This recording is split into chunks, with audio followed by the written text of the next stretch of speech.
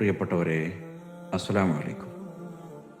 യമനിൽ ഖറൻ ദേശത്തുള്ള ഒരു ചെറുപ്പക്കാരനെ പൊന്നു മുസ്തഫ സല്ലല്ലാഹു അലൈഹി വസല്ലം തങ്ങളെക്കുറിച്ച് കേട്ടറിഞ്ഞപ്പോഴേ വല്ലാത്ത ആഗ്രഹം ആ സന്നിധിയിലൊന്നെത്തണം, തങ്ങളൊന്ന് നേരിട്ട് കാണണം, ആ മുഖത്തേക്ക് ഏറെ നേരം നോക്കിയിരിക്കണം.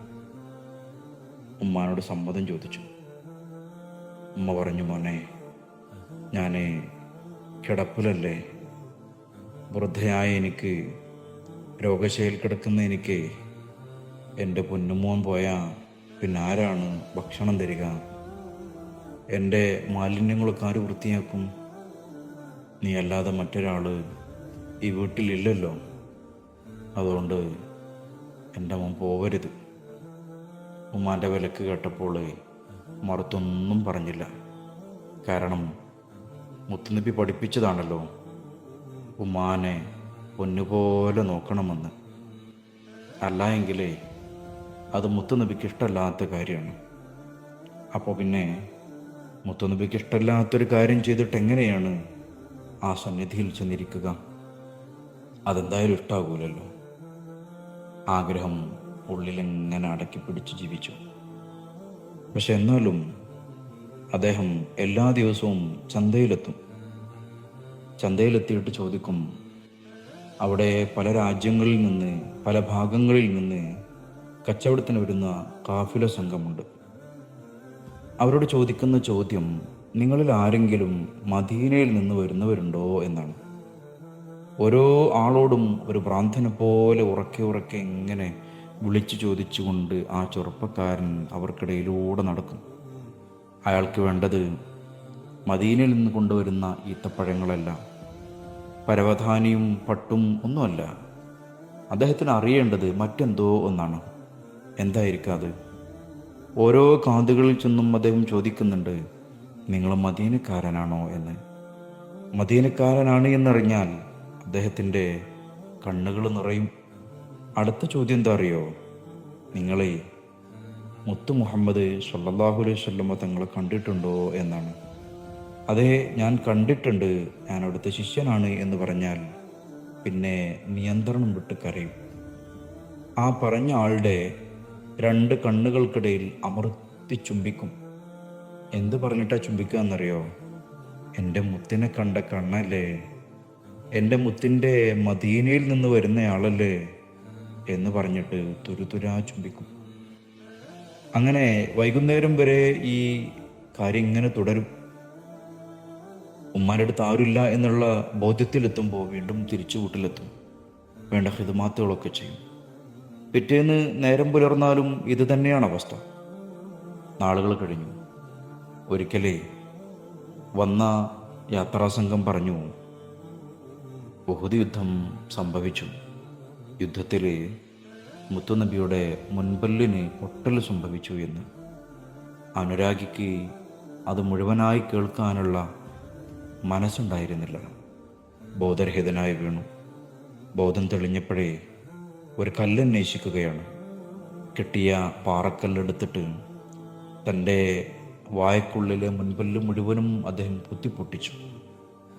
കാരണം പറഞ്ഞെന്താണെന്നറിയോ? എൻ്റെ പ്രിയപ്പെട്ട ഹബീബിനെ ഒരു പല്ല് പൊട്ടിപ്പോയെങ്കിലേ ഉവൈസിൻ്റെ വായയിൽ ഇനി ഒരു പല്ലും വേണ്ട എന്ന്. എത്ര ഇഷ്ടമുണ്ടാവൂലേ തങ്ങളൊന്ന് കാണാൻ? പക്ഷേ തങ്ങളെ സന്നിധിയിലെത്തിയാൽ പ്രിയപ്പെട്ട ഉമ്മ പ്രയാസപ്പെടുമോയെന്ന് കരുതിയിട്ടേ മുത്തുനബിയുടെ കാലഘട്ടത്തിൽ ജീവിച്ചിട്ടും കാണാൻ അല്ലാഹു കണ്ണുകൾ നൽകിയിട്ടും പക്ഷേ ഭാഗ്യം കൊടുത്തില്ല. അനുരാഗി ഉള്ളിൽ ഇങ്ങനെ ആഗ്രഹം പിടിച്ച് ജീവിക്കുകയാണ്. ഒരിക്കൽ ഹബീബായ റസൂലുള്ളാഹി സ്വല്ലല്ലാഹു അലൈഹി വസല്ലം തങ്ങളും അവിടുത്തെ പ്രിയപ്പെട്ട സ്വഹാബികളും ഇരിക്കുന്ന സമയത്ത് ഉമർ തങ്ങളോടും അലി തങ്ങളോടും പറയുന്നുണ്ട്, നിങ്ങൾ ഏതെങ്കിലും ഒരു കാലത്തെ യമനിലെ ഖറൻ ദേശക്കാരനായ ഉവൈസിനെ കണ്ടുമുട്ടിയാലേ എൻ്റെ സലാം അദ്ദേഹത്തോട് പറയണം. മാത്രമല്ല അദ്ദേഹത്തെ കൊണ്ട് നിങ്ങളുടെ മഗ്ഫിറത്തിന് വേണ്ടി ദുആ ചെയ്യിപ്പിക്കണം. അവർ ചിന്തിക്കാണ്, ആരായിരിക്കും ഇദ്ദേഹം? ഇത്രമാത്രം മുത്തുനബി സല്ലല്ലാഹു അലൈഹി വസല്ലം തങ്ങൾ സലാം പറഞ്ഞയക്കാൻ മാത്രം അവിടുത്തെ ഉമ്മത്തിന് വേണ്ടിയിട്ട് മഗ്ഫിറത്തിന് ദുആ ചെയ്യാനും ഏൽപ്പിക്കുന്ന ഈ മഹാമനുഷ്യനാരായിരിക്കും? കാലങ്ങൾ കഴിഞ്ഞു. മുത്ത് തങ്ങൾ വഫാത്തായി. സിദ്ദീഖ് തങ്ങളുടെ കാലവും കഴിഞ്ഞു. ഉമർ ഖത്താബിൻ്റെ ഭരണകാലത്ത് അവർ തമ്മിൽ നേരിട്ട് കണ്ടുമുട്ടുകയാണ്. മുത്തുനബി ഏൽപ്പിച്ച സലാം ഉവൈസിനോട് പറഞ്ഞു. ഉവൈസുൽ ഖറനി നിയന്ത്രണം വിട്ട് കരഞ്ഞു. എന്താണ് ഞാൻ ഈ കേൾക്കുന്നത്? എൻ്റെ ഹബീബ് എന്നോട് നേരിട്ട് സലാം കൊടുത്തയച്ചു എന്നോ?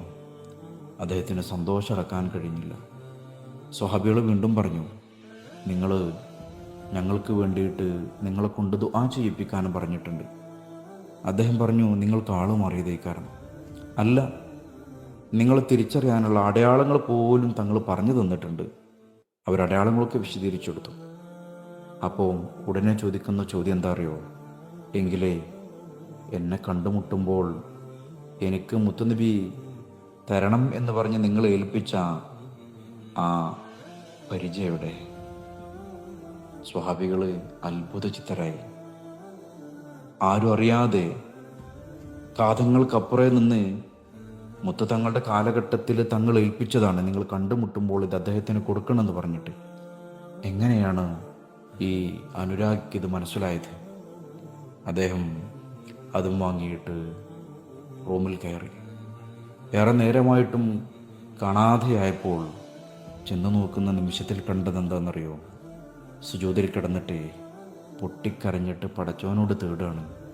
പടച്ചോനെ, എൻ്റെ ഹബീബ് എനിക്ക് സമ്മാനങ്ങൾ കൊടുത്തയച്ചിരിക്കുന്നു, എനിക്ക് സലാം പറഞ്ഞിരിക്കുന്നു, അവിടുത്തെ ഉമ്മത്തിനെ നീ കാത്ത് സംരക്ഷിക്കണേ എന്ന് നിന്നോട് ആവശ്യപ്പെടാനും പറഞ്ഞിരിക്കുന്നു.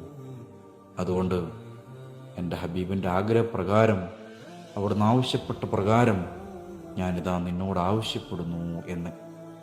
കേട്ടുകൊണ്ടിരിക്കുന്ന ഉമർ തങ്ങളുടെയും അലി തങ്ങളുടെയും നയനങ്ങൾ നിറഞ്ഞു. നോക്കൂ നിങ്ങൾ, പ്രേമത്തിന് ദൂരപരിധിയില്ല, കാണണമെന്നില്ല.